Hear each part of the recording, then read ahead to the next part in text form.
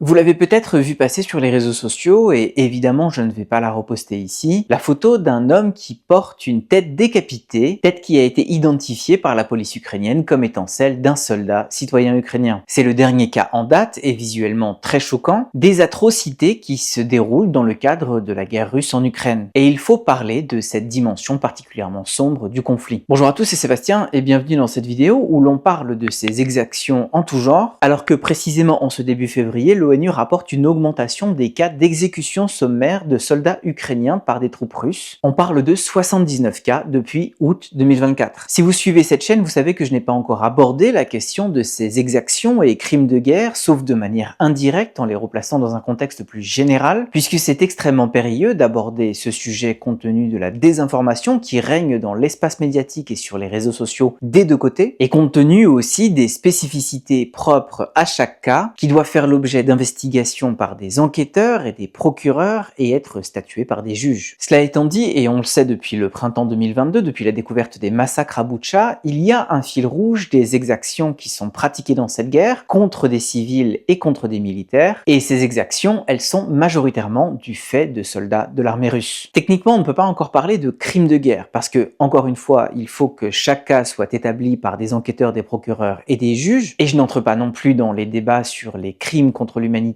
et les crimes de génocide. Il faut rester extrêmement prudent dans l'utilisation de ces termes qui sont employés à tort et à travers. Ça sera vraisemblablement la Cour pénale internationale qui tranchera sur ces questions, et ça va aider que l'Ukraine est désormais partie prenante de la Cour pénale internationale depuis le 1er janvier 2025. Mais donc techniquement, comme je le disais, on ne peut pas encore parler de crimes de guerre puisqu'il faut prouver le contexte de guerre. Ce qui peut sembler contre-intuitif dit comme ça, mais il faut rappeler que la Russie et l'Ukraine ne se sont pas déclaré la guerre de manière formelle. En Ukraine, la question agite des débats et des controverses depuis 2014, et de son côté, depuis 2022, Moscou se cramponne à son narratif d'opération militaire spéciale. Juste pour le mentionner, le cas russo-ukrainien n'est pas une exception. On voit de l'Afghanistan à l'Irak, du Mali à Gaza en passant par le Congo, finalement plus aucun belligérant ne déclare formellement la guerre. Et dans la plupart de ces cas, c'est en fait pour avoir les coups des franches pour mener cette guerre justement. Et donc en l'occurrence, pour prouver le contexte de guerre et pour pouvoir commencer à parler de crimes de guerre, eh bien il va falloir prouver le crime d'agression par la Russie. Et sur cette question, tout juste hier, un groupe de 38 pays a posé les bases pour la création d'un tribunal spécial international qui devrait commencer ses activités au cours de l'année 2025 au sein du Conseil de l'Europe et qui devrait être appelé à statuer sur ce crime d'agression. Et si effectivement ce crime d'agression est établi, alors la Cour pénale internationale et d'autres instances internationales auront une base légale pour statuer sur des crimes de guerre. Et il faudra ensuite faire la distinction entre les exactions, les atrocités, les crimes, les cas de torture, de viol, de meurtre, d'exécution sommaire. Dans la plupart des cas, ça va vraiment demander un travail minutieux et interroger la manière dont cette guerre a été conduite. Par exemple, est-ce qu'un bombardement sur une zone résidentielle, est-ce un crime de guerre ou est-ce un acte de guerre? De par leur invasion de l'Ukraine, de par leur occupation d'environ 18% du territoire et de par leur pratique dans cette guerre, les Russes sont ceux qui commettent le plus ces exactions. Encore une fois, il faut être extrêmement prudent, prendre chaque cas avec précaution afin d'établir les circonstances et les responsabilités, mais on a déjà suffisamment de preuves visuelles, des vidéos et des photos, et aussi évidemment des témoignages pour discerner une tendance d'exaction contre des civils, mais aussi contre des militaires. Et c'est sur ce phénomène que je veux faire un petit point dans cette vidéo, puisqu'on a des chiffres très récents. Donc entre fin février 2022 et fin décembre 2024, les autorités ukrainiennes ont recensé 177 cas d'exécution sommaire de prisonniers ukrainiens. Et comme j'ai dit en introduction, ces exécutions, elles se sont multipliées ces derniers mois. Ce début février, la mission de monitoring en Ukraine pour le Haut Commissariat aux droits de l'homme de l'ONU a annoncé avoir recensé 79 victimes ukrainiennes dans 24 cas d'exécution sommaire depuis août 2024. Et la mission a aussi recensé un cas de soldats russes désarmés qui a été tué par des Ukrainiens. Ça confirme évidemment le souci d'impartialité de la mission de l'ONU et ça donne une idée de la différence de pratique qui existe existe entre les deux armées. Beaucoup de ces exécutions, elles sont documentées, donc filmées en vidéo ou prises en photo ou aussi racontées par des témoins. On a évidemment des cas très célèbres comme celui de ce soldat ukrainien qui se retourne vers ses geôliers, qui crie « Gloire à l'Ukraine » et qui est abattu dans la foulée. On se souvient aussi des vidéos très brutales qui avaient été diffusées par Yevgeny Prigojine et ses miliciens Wagner. Mais la majorité des exécutions sommaires récentes, elles ont été filmées depuis des drones, ce qui fait que les images sont lointaines et floues, ce qui doit encore plus nous inciter à la prudence. Et encore un autre exemple, ce cas de la tête décapitée que j'ai cité en introduction, eh bien pour l'instant on ne sait rien des circonstances de la mort de cet homme ukrainien. Quoi qu'il en soit, ce faisceau de preuves qui démontre la pratique d'exécution sommaire, eh bien il s'épaissit, il est très préoccupant et il pose la question du ou des motifs de ces exactions. Est-ce qu'elles ne sont que l'agrégation de cas individuels et isolés, ou est-ce qu'elles s'inscrivent dans un phénomène collectif, voire d'une politique coordonnée? Là-dessus, encore une fois, et j'insiste beaucoup, prudence, mais quand même en avant le fait que des personnalités politiques et militaires russes ont appelé publiquement à des exactions contre les Ukrainiens, civils ou militaires, et que certains ont même publiquement appelé à exécuter des prisonniers ukrainiens. Ces incidents, je cite le rapport, ne se sont pas déroulés dans une bulle déconnectée de la réalité. Cela étant dit, il faut aussi voir que ces exécutions sommaires, elles ne sont pas systématiques, puisqu'on assiste régulièrement à des échanges de prisonniers entre les Ukrainiens et les Russes, et ça montre qu'il y a des prisonniers, et même beaucoup de prisonniers ukrainiens du côté russe. De la même manière, les massacres de Boutcha ne se sont pas reproduits dans toutes les localités qu'ont occupées ou occupent les Russes. Mais on a quand même vu Vladimir Poutine décorer publiquement pour action exemplaire la 64e brigade de l'armée russe, donc cette brigade qui contrôlait Boutcha au moment de ces exécutions sommaires. Donc est-ce qu'il s'agit de cas isolés ou de politique coordonnée? La vérité se situe probablement entre les deux, c'est-à-dire que le Kremlin et le haut commandement n'ont pas explicitement ordonné des exactions et des atrocités systématiques, mais ils les permettent en encourageant un discours de brutalité extrême et de négation de la souveraineté ukrainienne, en accentuant sur la problématique de la dénazification, puisque si l'ennemi est un nazi, et bien dans ce cas-là, il est en quelque sorte déshumanisé, et aussi en garantissant une immunité quasi totale pour les coupables. Et ça, c'est quelque chose que l'on constate depuis déjà bien plus longtemps que 2022 par rapport à d'autres théâtres d'opération, donc que ce soit la Syrie, la Géorgie ou évidemment l'Ukraine depuis 2014. Et à l'inverse, les exactions, les atrocités, les abus qui ont été commis par des Ukrainiens depuis 2014, et il y en a eu, ils sont traités et jugés par un système judiciaire et un état de droit qui, bon an, mal an, est fonctionnel et répond aux normes de la Convention européenne des droits de l'homme. Et il y a eu, depuis 2014, un certain nombre de combattants ukrainiens qui ont été condamnés, par exemple, à des peines de prison pour exactions ou crimes de guerre. Et par effet de miroir, ça pose évidemment la question de la responsabilité et de la justice à apporter aux coupables côté russe. Et ça nous renvoie évidemment à la manière dont cette guerre va se terminer et aux modalités d'un éventuel accord de paix. Voilà, je m'arrête ici. Il me semblait important de dédier une vidéo à cet aspect du conflit, sachant que la question des exactions et de la justice à leur apporter, eh bien, elle va nous occuper pendant encore de nombreuses années, dans le sens où ce conflit, et évidemment d'autres à travers le monde ces derniers temps,